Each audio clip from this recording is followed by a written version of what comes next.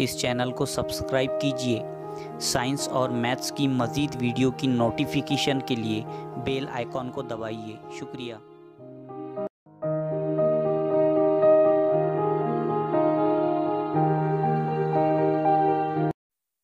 प्यारे बच्चों, आज के इस नए वीडियो में आपका इस्तकबाल है। इस वीडियो में हम जमात हफ्तुम के सबक नंबर 1 हिंसी अमल के आखिरी हिस्से से मुताल्लिक मालूमात हासिल करेंगे। कतात खत की मुतमासिलत के बारे में मालूमात हासिल करेगी। देखिए, मुकाबिल में दो कतात खत की शक्लें बनी हुई है, कता खत AB और कता खत PQ। अब हम नाप पट्टी की मदद से इन दोनों कतात खत की लंबाइयां नापते हैं।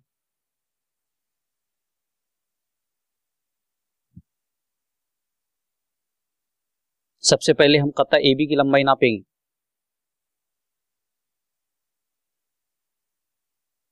आपको नजर आ रहा होगा कता AB की लंबाई ये 5 सेंटीमीटर है। देखिए, हमने लिख लिया length of AB is equal to 5 centimetre, यानी कता AB की लंबाई 5 सम है। अब हम कता PQ की लंबाई नापेंगे।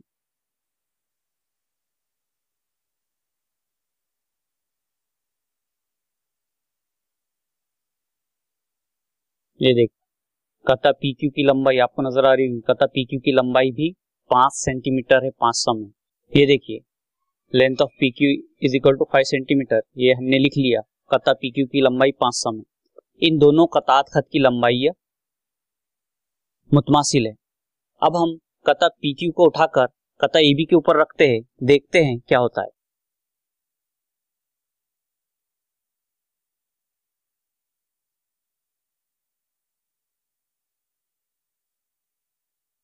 इसे हमने सीधा कर लिया।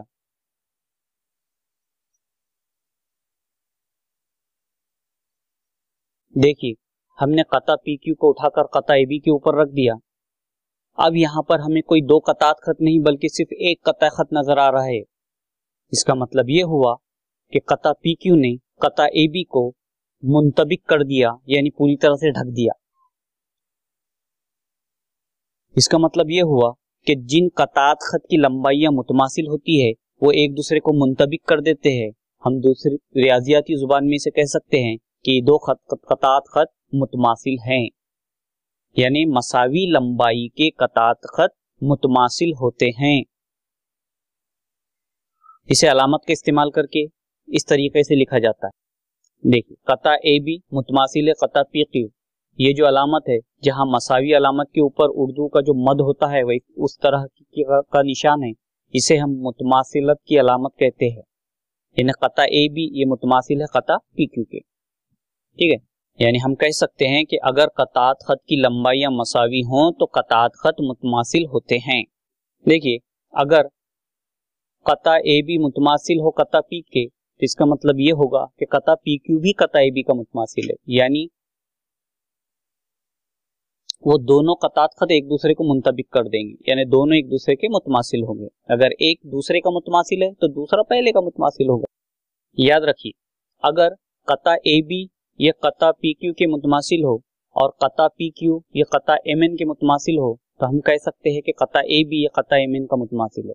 यानी अगर पहला कता खत दूसरे कता खत की मुतमासिल हो, दूसरा कता खत तीसरे कता खत की मुतमासिल हो, तो हम कह सकते हैं कि पहला कता खत तीसरे कता खत के भी मुतमासिल है।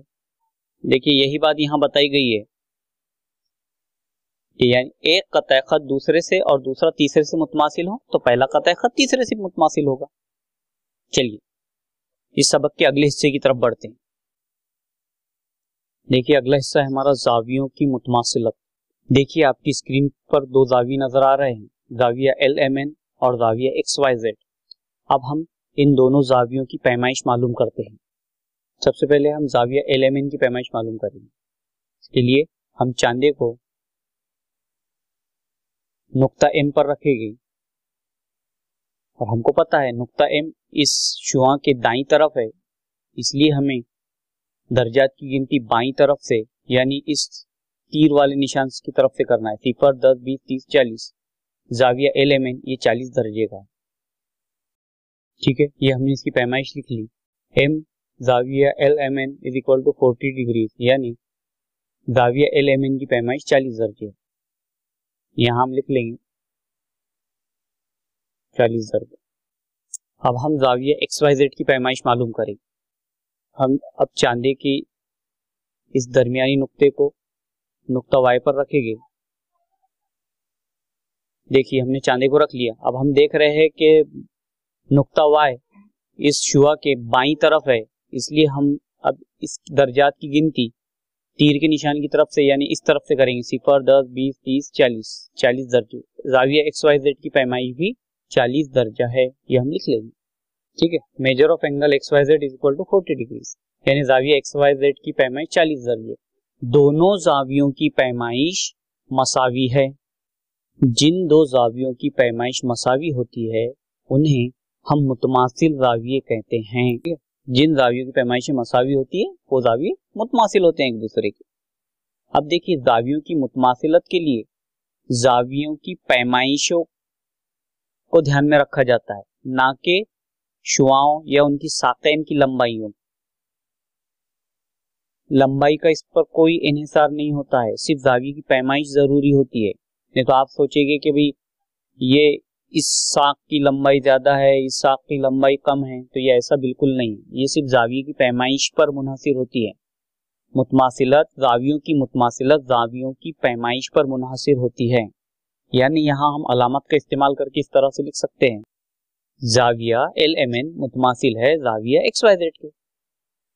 और अगर जाविया एल एम एन जाविया एक्स वाई जेड के मुतमासिल है, इसका मतलब जाविया एक्स वाई जेड भी जाविया एल एम एन का मुतमासिल है। यानी अगर जाविया एल एम एन मुतमासिल हो जाविया एक्स वाई जेड के, तो जाविया एक्स वाई जेड भी मुतमासिल होगा जाविया एल एम एन। ये जाविया इसका मुतमासिल, ये जाविया इसका मुतमासिल। इसी तरह अगर जाविया एल एम एन जाविया ए बी सी के मुतमासिल हो और जाविया ए बी सी जाविया एक्स वाई जेड के मुतमासिल हो, तो जाविया एल एम एन ये जाविया एक्स वाई जेड के भी मुतमासिल होगा। यानी पहला जाविया दूसरे जाविये के मुतमासिल है, दूसरा जाविया ये तीसरे जाविये के मुतमासिल है, तो खुद ब खुद पहला जाविया ये तीसरे जाविये के भी मुतमासिल होगा। ठीक है, चलिए इस सबक के आखिरी हिस्से की तरफ बढ़ते हैं। इस सबक का आखिरी हिस्सा है दायरों की मुतमासिलत। देखिए हमारे सामने ये 4 दायरे बने हुए हैं। हम इसके निस्पुत्रों की लंबाई मालूम करते हैं।